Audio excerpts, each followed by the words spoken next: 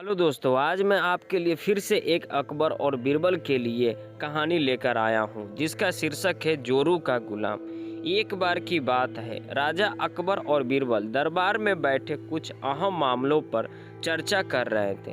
तभी बीरबल ने अकबर से कहा, मुझे लगता है कि ज़्यादातर पुरुष जोरू के गुलाम होते हैं और अपनी पत्नियों से डरे रहते हैं।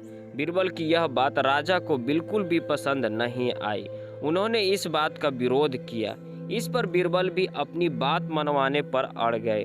उन्होंने राजा से कहा कि वो अपनी बात को सिद्ध कर सकते हैं, मगर इसके लिए राजा को प्रजा के बीच एक आदेश जारी करवाना होगा।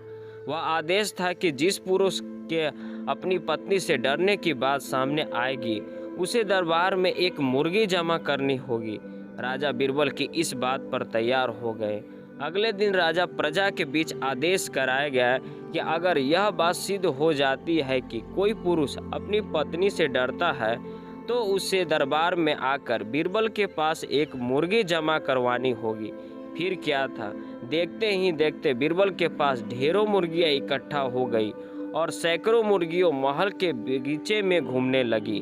अब बीरबल राजा के पास पहुंचे और बोले, महाराज, महल में इतनी मुर्गियां इकट्ठा हो गई है कि आप एक मुर्गी खाना खोल सकते हैं, इसलिए अब आप इस आदेश को वापस ले सकते हैं। मगर महाराजा ने इस बात को गंभीरता से नहीं लिया और महल में मुर्गियों की संख्या धीरे धीरे और भी ज़्यादा बढ़ने लगी।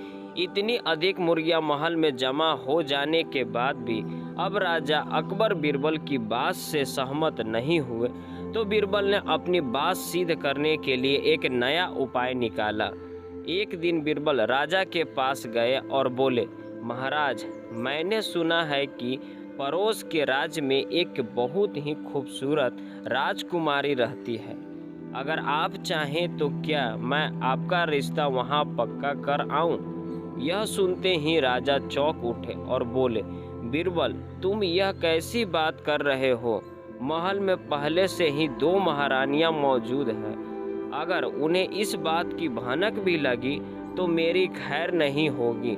यह सुनकर बीरबल ने तपाक से जवाब दिया, चलिए महाराज, फिर तो आप भी मेरे पास 2 मुर्गियां जमा करा दीजिए। राजा बीरबल का ऐसा जवाब सुनकर शर्मा गए और उन्होंने अपना आदेश उसी वक्त वापस